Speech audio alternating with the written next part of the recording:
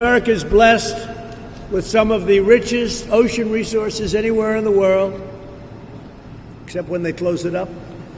And yet we have a $16.6 billion seafood trade deficit and import over 85% of the fish we consume. No wonder you have 5,000 miles that's closed up. Who would think that we import 85% of the fish from other countries that are your competitors. And we have the best fishing areas in the world, I would think, right? Is that among the best fishing areas anywhere in the world? How does it compare to other locations in the world? Georges Bank is a very rich fishing area in the world. And for lobster, the best, right? Yeah. The best in the Gulf of For Maine. lobster. And Atlantic scallops. And scallops. I like scallops. Good. We'll have plenty of scallops to eat. This is why I've taken decisive action.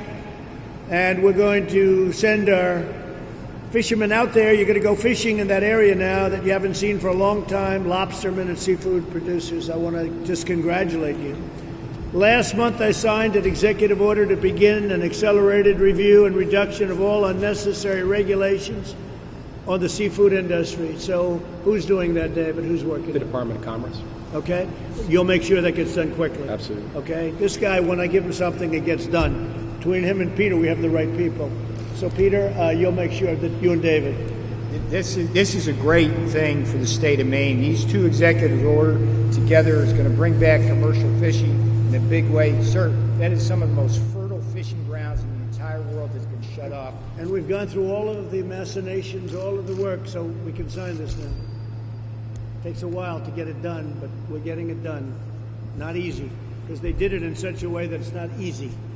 I ordered the formation of a trade task force that will identify opportunities to open foreign markets to our seafood exports. We're going to talk about the European Union, who constantly take advantage of us on trade.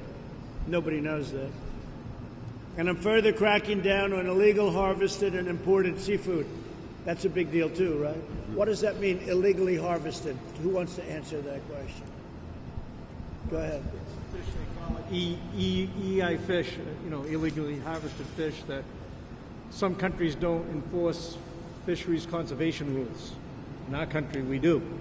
So if a country is off their coast and they don't have to, so they don't have rules. The thing, so they don't have any rules. They can catch fish. So our conservation rules, are they overly tough or are they ridiculous? Because other countries don't have any conservation rules, right?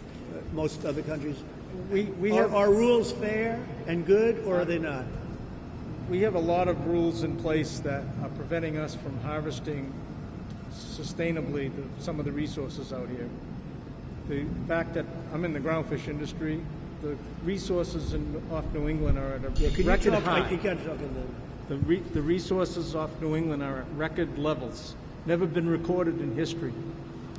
That they're so high, but we're underfishing. Because you're underfishing. We're underfishing. Is that because of regulations? Because of antiquated regulations that you can never get rid of something that's in place. So, are we then looking at those regulations, Peter, or not? Sure. Because let's do it. That's I mean, what we came up here for a different reason, but let's look at those. Well, in other words, you have more product than we've ever had before because you're not allowed to use it. You're not allowed to fish, basically. You're not allowed to fish, and some of the problem, and when I was governor, I encountered it.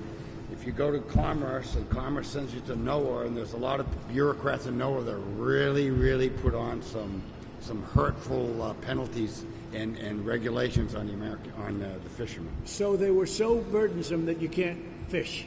Correct. So now what's happening is being Or you taken can't over. afford to fish. You can't what? They're so burdensome that you can't afford to fish. They make it so that if you Probably both. You can't fish and you can't afford to and fish. you can't afford to fish. So let's open it up, Paul. Yep. Nobody better than Paul LePage to get this going, in my opinion. So can I ask you to work on with Absolutely. My two great guys, I Peter would and I would David? be more than happy. And let's open it up, okay? And we want conservation. I'm a believer in conservation, but they've gone crazy. And then other countries, they don't have the same, so you have a much more expensive product. You have a better product, but you're not allowed to even get it in many cases, right? That's correct. It's amazing. So I ordered the formation of a task force, and today I did something else. I put Paul LePage in charge of trying to figure that one out, which you already have figured out, I suspect. You've been living with that a long time. And you've been unable to get previous administrations to do anything about this. That is correct. And it was particularly bad under the Obama administration. I spent Well, 6 years. they kept piling it on. They just kept piling it on and delay. And why did they do that? Just because they thought environmentally or something? Not really. Politically, they did. It was a little bit of a political stunt because, unlike yourself and I, we're friends. Obama and I were not friends, and it was very difficult to get to talk to him. He might have also been nice to other countries, right? Like Canada, right? He might have been nice to other countries, like Canada. Yes, he was. So I ordered the formation of a task force, thank you, Paul, that will identify opportunities to open foreign markets to our seafood experts. I'm further cracking down on illegal harvested and imported seafood. That's what your problem was, right? So we're cracking down on it. I recently signed into law $300 million to help our nation's fisheries. Maine will receive $20 million, and you're going to get more than that now as we start breaking this crazy thing up. You know, I always think of this as a great fishing state, but you're so restricted, it really stops you from being a great fishing state. I'm going to ask David Bernhardt, though, and Peter Navarro to really get involved and get this done quick. This is ridiculous, okay? Can I do that? So I want every American who works out of the ocean and works in the ocean and fishes for all of the different things and the treasures to let you know that we're behind you 100%. You do an incredible job. And we want conservation, we want good environmental practices, very important. But we also want something that's fair to you. They've taken your livings away.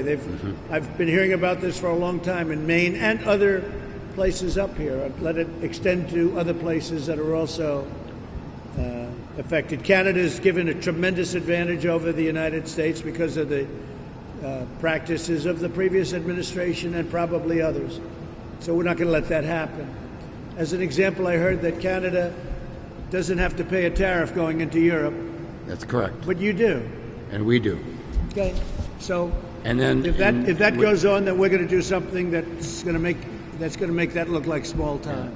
And last year we were sending, or 2 years ago, we were sending a lot of product to China, and then China put a tariff on us for 40%. Because of some of the trade issues between our two countries. And what happened to the tariff? Is it on now? Oh, it's not gone down. I haven't checked lately, but you're still paying the tariffs, right? The lobster's still going to Canada, and from Canada they go over free. But it's just an added expense to the Maine lobsterman, who also has a 30% disadvantage. So you're saying China charges a 40% tariff?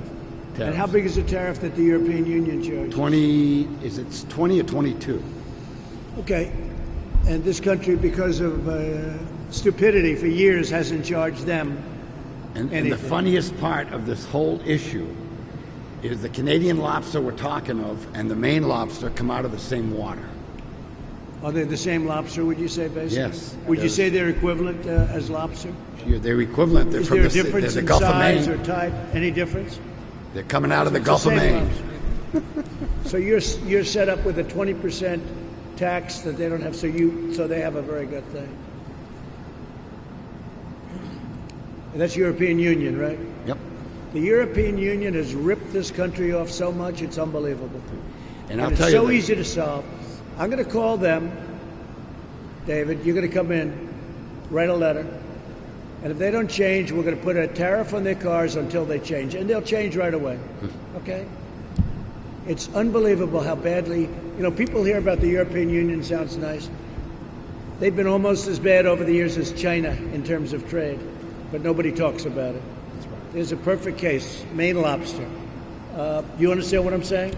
Absolutely. We're going to charge an equivalent plus tariff to them if they don't drop their tariff on your lobster and seafood, okay? And we can do that. Peter, do you agree with that? Do you like it? We need to Let strike me put back. you in charge of that one. Need to That's strike a natural back. for you. Excuse me. Yes, sir. That's a natural for you. European Union charges us a tariff. They don't charge Canada a tariff. This is for the press. So Canada doesn't pay a tariff for the same exact lobster in the same waters, but we pay a tariff. If European Union doesn't drop that tariff immediately, we're going to put a tariff on their cars, which will be equivalent come in for nothing, which is ridiculous. Okay? Do you understand? It's going to be the equivalent plus. Yes, sir. It's going to be the equivalent plus. Watch how fast that tariff comes off. All right? Watch how fast. It should be plus, plus, plus. Okay? I'm going to put Peter Navarro in charge of it. That's perfect for him. I'll take that one off your plate, okay? Thank you. All right, Peter Navarro, you're in charge of it. Okay. Right? Thank you. This country has been treated so badly on trade for so many years. We have such bad agreements. We're breaking so many of them up. It's been treated so badly, it's hard to believe. You know, Canada, in some respects, Canada has been our worst enemy in the produce industry. We cannot send. Canada's been very tough. Canada charged in Wisconsin, before I got up and changed it, 287% tariffs on dairy products. Yeah. So think of it. And they kept it at 287. They didn't want to make it 300 because they thought somebody might find out. And until I became president, nobody knew. I ended it. But they were charging Wisconsin and our farmers 287% tariffs to send dairy products to Canada. So therefore you didn't send. You couldn't compete. You couldn't compete. And our people didn't charge them anything. That's correct. Canada's been very tough. Very tough. You know why? Because they got away with it, that's all. Because people sitting here didn't know what the hell they were doing. Okay. But the deal has worked out. You know, the new deal is a good deal. It's got rid of all that stuff. Mm-hmm. But we didn't talk about lobster. But Peter Navarro's going to be the lobster king now, okay? All right, Peter? Yes, Look, sir. you We'll can do it. it. Let's see what you can do. Dear to my heart. Let's see what you can do. This state right here, Maine, is dear to my heart. I spent a lot of There's time another here over the vegetable years. that most people don't speak of, and can't bring to Canada. And we're one of them. We have a company in Maine that is one of the major growers of broccoli in the country. Broccoli. In the summer, they're in Maine. In the winter, they're in Florida. But what has happened in the last few years is the Canadians bring their broccoli into market. They have a 30% advantage on the exchange rate, and so we can't sell our broccoli, and we can't send it to Canada. Well, that's our big thing That's with the the dollar. overvalued That's dollar. what you and I talk about. Yeah. Right? The dollar that I'd everybody love says to do that doesn't one matter. too, sir. I mean, make me the You dollar want to handle king broccoli too. in the same way? What's that? Is it broccoli primarily that and the lobster, seafood, etc.? There are a couple others. There's broccoli, blueberries. Blueberries, Maine used to grow 90% of the wild blueberries in the world. So where is it done now?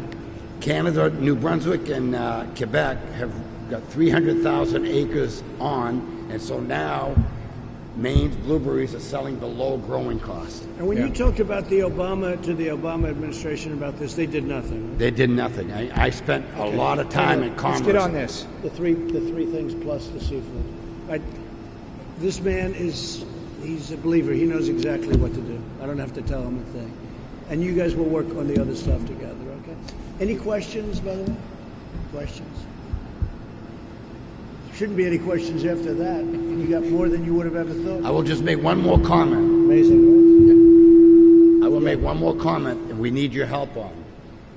As the country is reopening, of course, right now Maine is still tied up pretty tight because we have a governor that's not reopening very fast.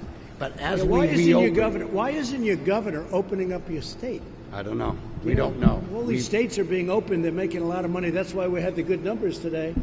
You have a governor that doesn't know what she's doing, and she's like a dictator. Yes, you know? she is. Why isn't she opening up your state? Well, one thing that she's doing is the $600 a week that the people on unemployment are Right. getting. She is allowing them to continue to collect when they're called back to work, and so people aren't coming back to work. And everybody in this room knows of people. So she's taking advantage of the system. Yes. But she's not letting them come back anyway because you're shut down. That's right. But the few that would, I know of 3 cases last week. By an employer told me that these 3 people were called back. I reported them that I have work for them, but they're still getting the $600. What would you say about that, Peter? Look, this whole problem in the bill where we're paying people to stay home. Yeah. It's You know, it works doing in some tremendous states. damage Yeah. doing tremendous damage to our economy because it's keeping people home. And the longer The people Democrats stay wanted home, this.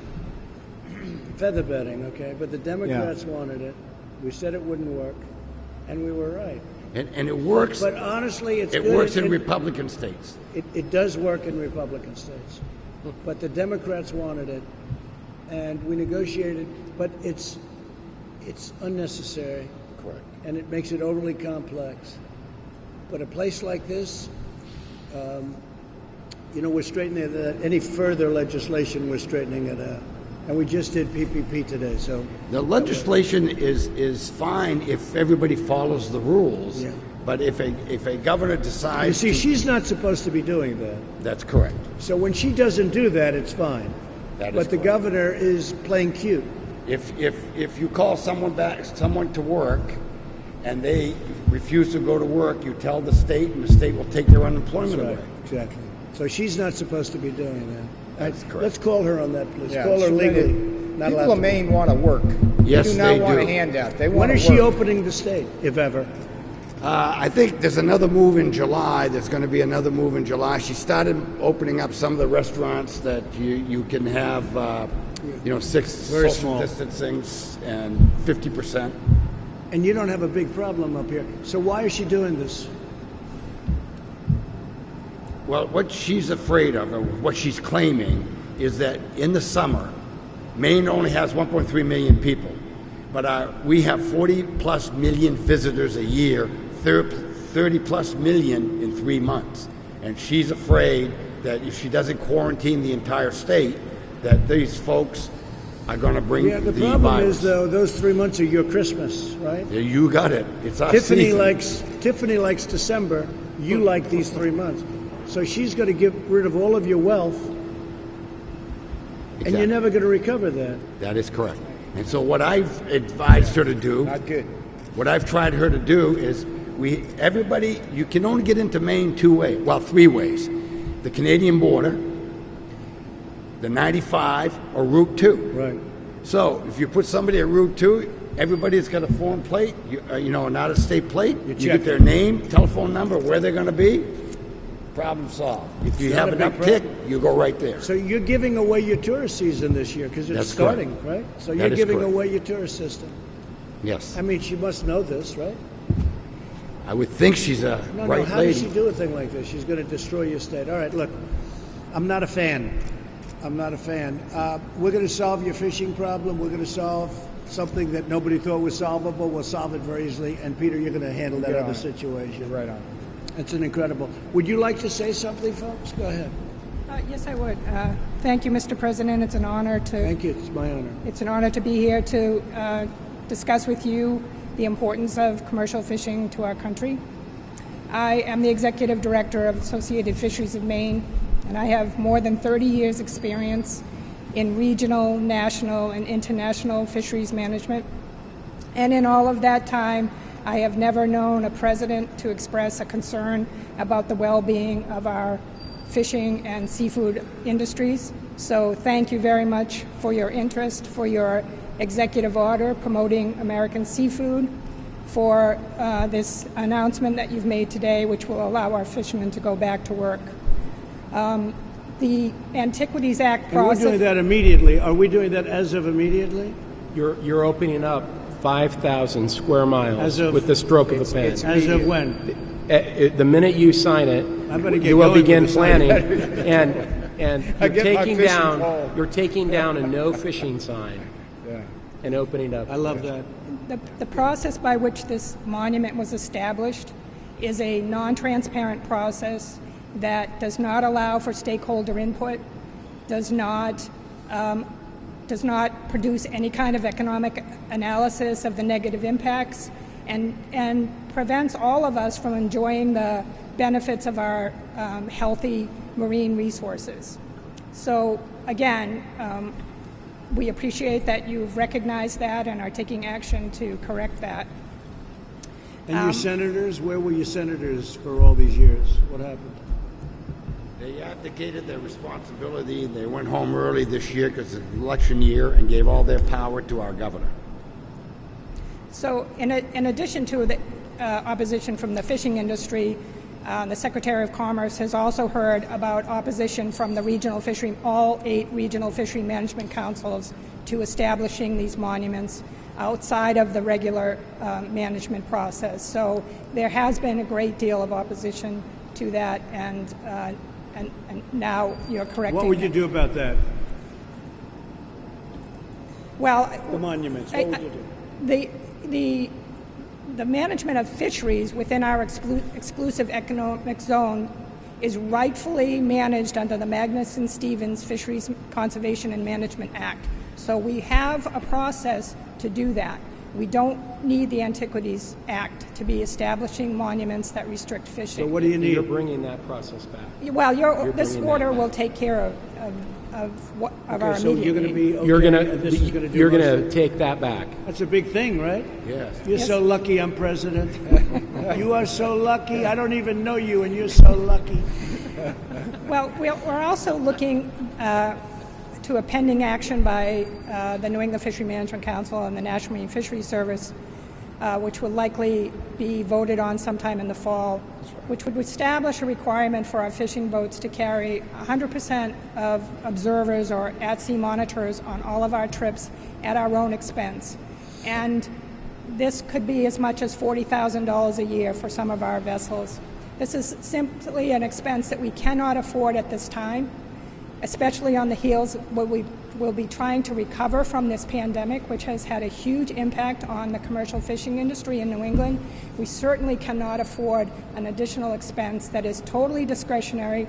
The law does not... What's happening with that, David? That's in process. Huh? That's in Get it process. done. It's That's We'll part get of it done. your. You're not going to have to... Again, I just put it on Sir, your that- radar, Mr. President, so So that let we me can ask you a deal with it in question. the future. So European Union charges you a 20% tariff, and is China charging a 40% tariff, or is that not? What's China charging? 40%. I'm not familiar with that. Or not? You know, Paul? What? China right now is charging a tariff on Maine lobster going to China. How And much? Our sales to China have gone from like 600,000 pounds to less than 100,000 pounds. So you went from 600,000 pounds, that's the way you go, to 100,000 pounds. So you're way down. And the only Is that way because of the tariff? Yes. Okay. What they do. So, Peter, what- corresponding tariff to China for pick a product, a corresponding plus if they don't drop the tariff on Maine lobster going into China. Okay? Yes, sir. It's very simple, and I don't mind. Yeah, the distribution companies have had to set up companies in Canada. They ship their. No, I know, that's what they do. They go through different companies. It's called transshipping, Yeah. to be exact. They transship. Okay, ready? Yes, sir. China, EU.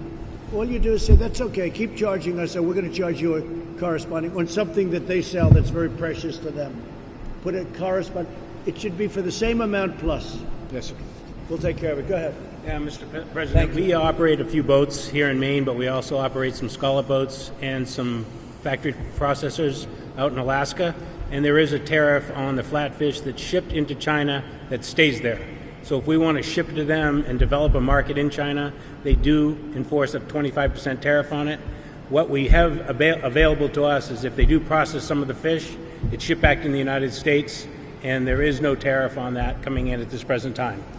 So what you're saying is we don't charge them a tariff, but they charge us a tariff. That's exactly right. How stupid is that? We're working on How it. stupid is that, free traders? I tell you, the free traders out there that are always talking about this, oh, we're free traders. How stupid is that? So they charge us, and then we don't charge them. Yeah, you'll be And pleased they to get paid for doing the work on top of everything. You'll be pleased to know that we just had We'll a take it. Zoom meeting with Senator Sullivan last night. He's working on it. He's going to be in touch with a few people. He wanted to say hello to you. Sullivan's a good man. Yeah. Sullivan's a good man. He'll try, but Yeah. nobody can do this like I can. It's like everybody, though. We're all trying to do it. It's simple. Yeah. It'll be done. Thank you. It's very simple. He's a good guy, Dan Sullivan. Paul, you've said enough. David, you have anything to say real fast? Well, I would like to thank you for taking the time to come listen to the fishing community. Since the moment you took office, you've been clear and consistent in your efforts to bring common sense back to the executive branch. You have done more than any president in our lifetime to bring common sense to government. And when you think about it, 5,000 square miles is an area that's larger than the state of Connecticut, the state of Delaware, or Rhode Island. And the prior administration essentially put a no fishing sign up to these individuals with the stroke of a pen. And you're addressing it. And your effort to ensure the voices of the people are heard is deeply appreciated across the country. The folks here, they go out, they brave the nation's waters, they bring an incredible natural resource benefit to the world, and they have the challenging task of facing whatever Mother Nature puts in front of them. They should not be in a situation where they're also having to fight their own government. And they needed common sense bureaucracy. And you're bringing it. And in doing so, we are not changing the boundaries of the monument. And we will remain protecting those objects that need and are appropriately protected by doing this. So thank you, sir. Thank you very much. And these two people will get it done. By luck, I happen to have the two right people with me. All right? Please. Good afternoon, Mr. President. My name is Christian Porter. I'm a commercial fisherman. I've been fishing for over 30 years. I fished for about everything over those years. And you love doing that. You wouldn't switch for anything, even though they don't let you fish anymore. No, well, I fish for different things. I fish for scallops now, and I fish for the lobster. But you love it, right? I love it. It's a way of life, Mr. President. No, they love it. People love it. You wouldn't switch to be president, right? Right. You're making a good decision. And I'm president of the Maine Lobstermen's Association, and we support the Maine Lobster Fleet supports 10,000 jobs on the water and another 5,500 shoreside jobs. So that's why I'm passionate about working with regulations. Do people come in? It must be other countries. They must send their ships into this 5,000 big mile stretch. Right? No, they can't. They can't come in through the really? easy. So we get them out through what? The Coast Guard, the Navy. Coast Guard. We get them out. Yep. So we police it at least, right? Yeah. Good. Right. So go ahead. So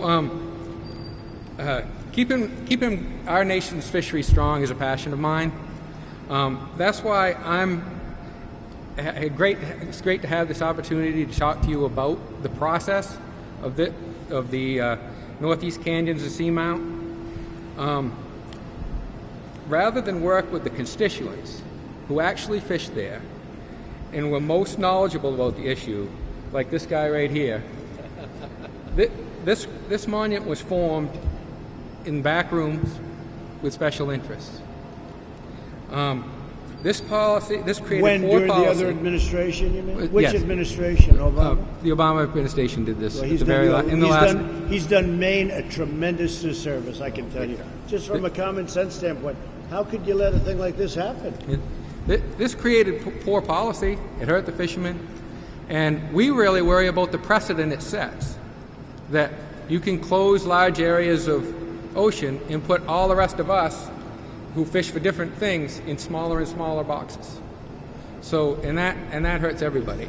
So by opening up this 5,000 miles, this is a treasure chest. It spreads boats out, yes. And did you ever think this was going to happen in your lifetime? I did not. But the biggest thing is now people think when they're going to close this, they've got to go through the process. Fishermen need to have the input into this. Right. And we didn't. And so, it's not the only thing. There's other things. I just want to, as a lobsterman, bring up something that I would be run out of town if I didn't bring up to you. Yeah. It's kind of the same situation. Our fishery is in great shape through years and years of good management.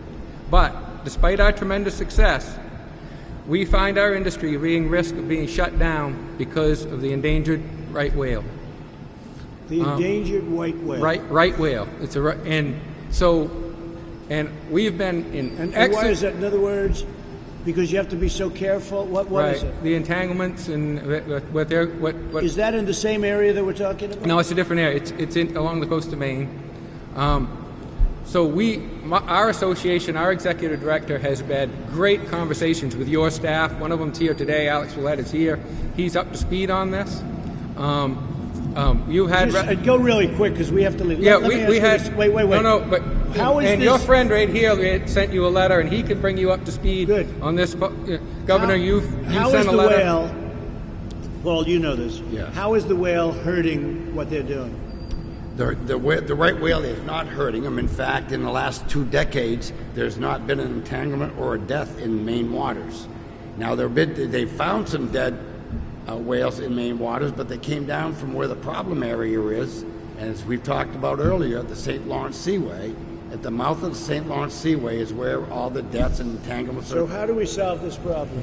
We solve this problem by going to NOAA and telling them to get reasonable about their regulations. Going to where? NOAA.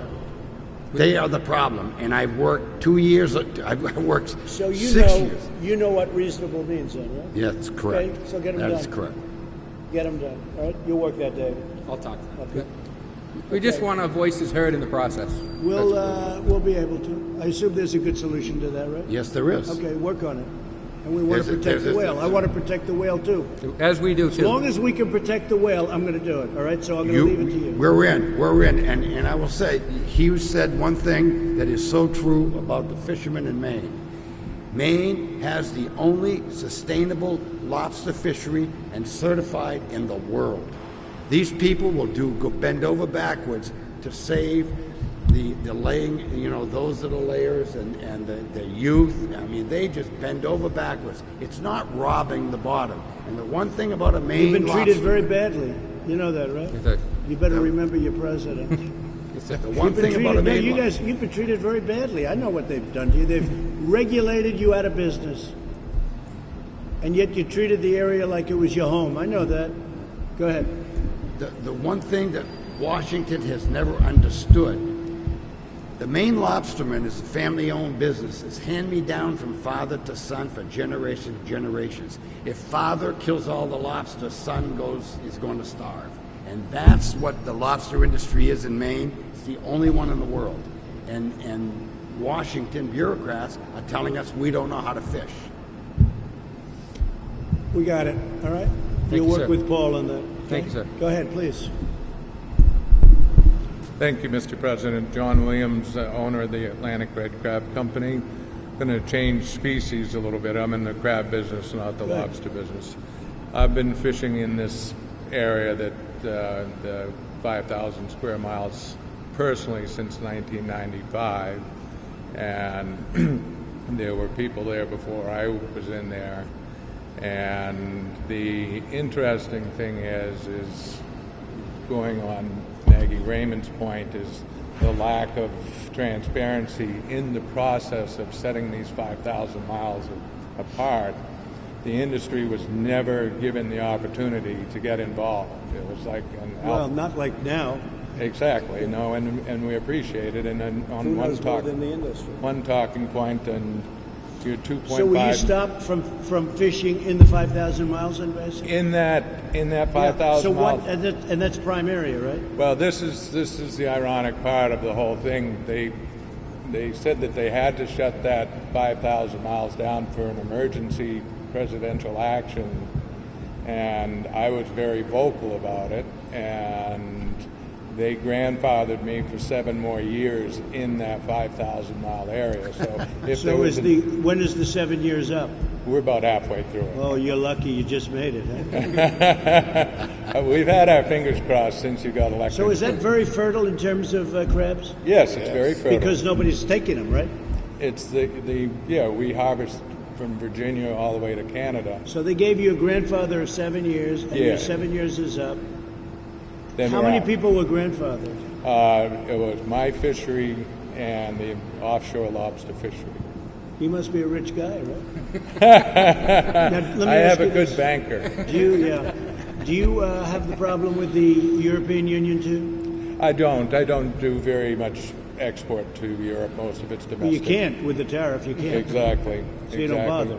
And the other thing is I want to bring up that hasn't been brought up is we have a public process that's been in place for years and years and years to protect our resources and the ocean floor. And when you gasp at 5,000 miles at how big of an area that is, since '95, I think there's been, you'd have to correct me, but it's roughly 60,000 miles have been protected already, but they were protected in arenas like this that included scientists, fishermen, and environmentalists. And is that wrong? That's right. So you like it? I think when you get a group of scientists and Okay, so there you think we did the right thing? I think that, Meaning people did the right thing.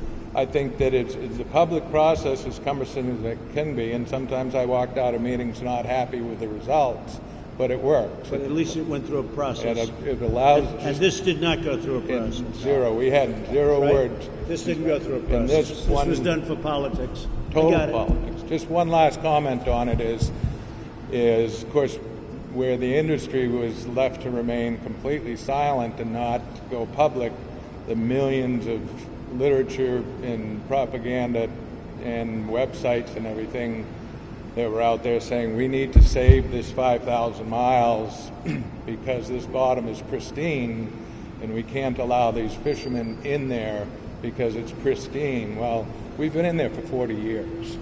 And so if the environmental groups can deem the place pristine, and we've been operating in that area for 40 years and they can't find any evidence where we've done any damage, I would say we've been pretty good stewards of that 5,000 miles. It's great stuff down there, right? Oh, it's great stuff. Great stuff. Take care of it. All right? That's the one thing I'm asking you. Take care of it. Okay? Please, go ahead. Yeah, I just wanted to, my name's James Odlin. I've been involved in this fisheries for 50 years off New England, both as a captain and as a vessel fleet owner. And I served on the council for 9 years, helping make some of these regulations. I worked on the Habitat Committee issues, where we worked for many years, and then we were ready to roll, and all of a sudden we get this order that said,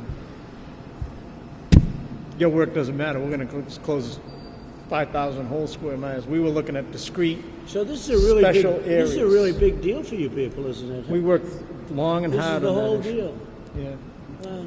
And I just got one other thing, Mr. President. You know, I want to reiterate that the stocks of fish off New England, groundfish, are at historic highs Is that because you were stopped from because fishing? of proper fish management. The issue is we've got millions of pounds of fish out there that are not getting caught annually, which would equate into hundreds and hundreds of jobs. So will I We be need- allowed to go fishing in that 5,000-mile piece? you Would you could. mind if I took a little boat and went fishing out there? So we've got some regulations that are preventing us from harvesting these healthy, sustainable fish stocks. And we need help getting those Is that regulations. not being taken care of in what we're doing? Well, I just heard this now that they've asked the National Marine Fisheries Service and Commerce to look at some of those regulations. Do you know about it? Yeah, it's a commerce issue. I'm happy to Right. work You with gotta them on it. just take it over. But I have some worries that they will just tweak around the edges and not really do. All right. David will take I it have over. some inside information that that's what's going to Okay, happen. we got it. If I may, sir, the executive order that you signed several weeks ago has very clear, direct instructions to take care of those regulations. So this president is already on this case. There is a process underway, and that gentleman across the way will ensure that the commercial fishermen of this state will be able to fish the waters here without undue regulation. Full So we're stop. cutting regulations from highways and roadways to fish. And that's what Peter's talking about. Go ahead, Yes, Pete, sir. do you have anything to say? This is the jobs president. This trip today goes and creates jobs from Brunswick and Bath to Bangor and Guilford, all the way up and down from Bar Harbor down to Kennebunkport. And this president is the working class president. And this state is a hard scrabble state. It's a working class state, and people in this state should not have to face a federal government that takes away your livelihood. These two executive orders combined are the greatest news for commercial fishermen in the last 50 years. Yep. And this first order will clear off the decks of undue regulation. The second order, as soon as he signs that and gives away the pens to all you folks here, will set free the fishermen of this state.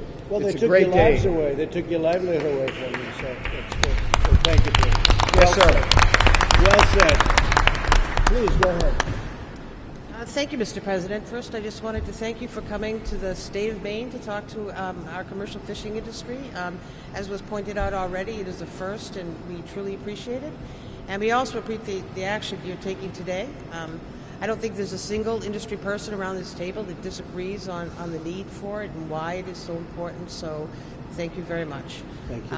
My name is Mary Beth Tooley. I am the Government Affairs Manager for the O'Hara Corporation out of Rockland, Maine. I brought the boss with me today. He's on the other side of the table, Frank O'Hara Jr., president of a family-held company, as I said, in Rockland, Maine. And I know that he spoke already. He provides an awesome history of a family-held company that started in 1907 in T Wharf in Boston, Massachusetts, has been present here in the state of Maine since 1944, and is definitely multi-generational. He has sons coming up and grandchildren being born, and the goal of the company is to maintain sustainable fish. Right? Mm-hmm. So I don't know, Frank, if you want to add anything to that before I go on? What's that?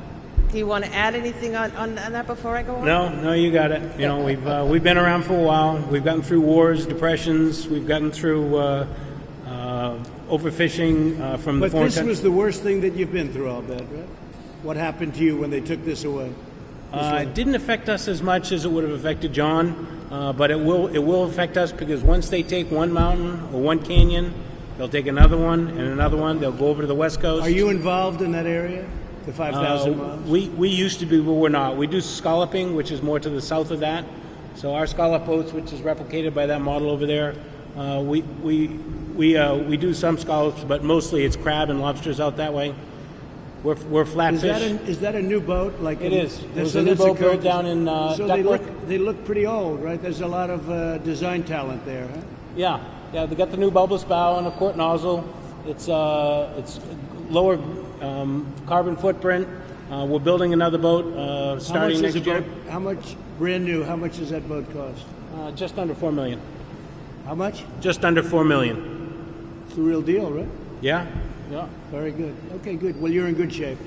Thank you very much. So if I could, excuse me, I'm sorry. I just had. Go ahead, please. But I just wanted to say very briefly, because I don't need to be repetitive, I am a former member of the New England Fishery Management Council and served for 9 years on that council. And so you have here around the table current members of the council, past members of the council. Most of our industry people have all served as advisory panel members to council's committees, and we hope one former council member as well. And, as the public process, I think people have outlined why we think it's so important, and we certainly do endorse that. And I will leave it at that. Thank you again. Thank you very much. Good job. Please. Hi, I'm Terry Alexander. I own Jordan Lynn Incorporated. It's a commercial fishing company. And I based all my comments on trying to convince you to sign that executive order, so they're pretty moved right now. But I would just like to point out some of the highlights on it, and then maybe touch on some ideas. We'll go quick. Okay. Thank you, Mr. President, for supporting our nation's fisheries and fishing communities. These monuments, even though they're south of New England, they push people, they displace people, and they're affecting the entire fleet all the way to shore. So it's a good thing to open up area. So they get solved. Right. Yeah. So excuse me. Are there media from Maine here? Who's? Are you liking what we're doing? You can say yes. You do. Anybody else from Maine?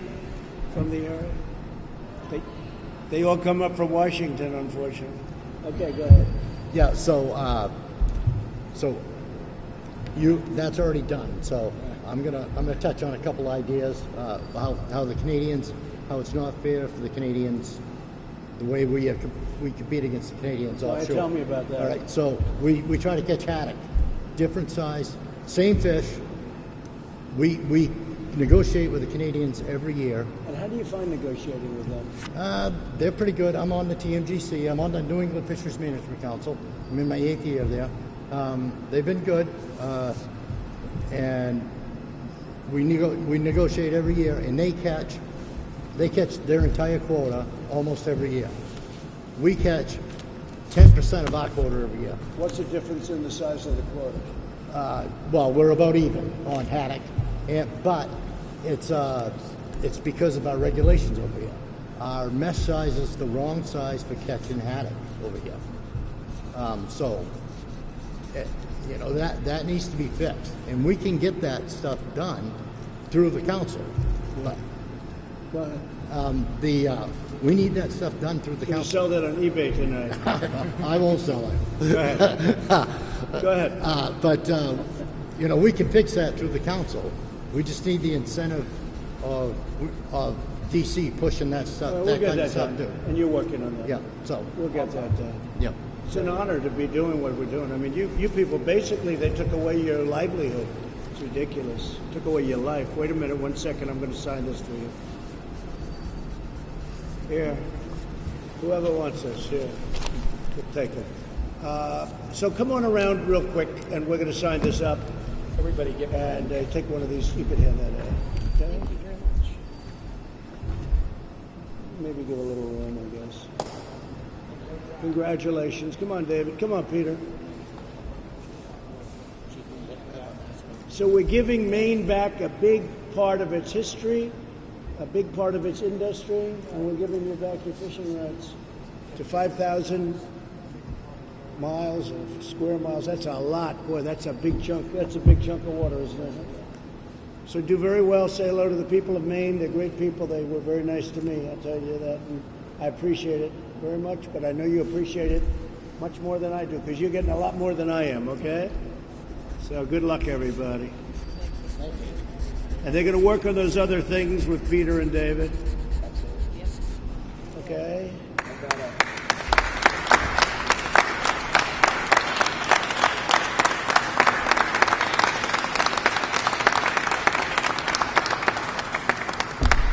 Okay, pass them out, fellas. Okay, pass them out. Okay, got them? You got them? We'll take that. You got that.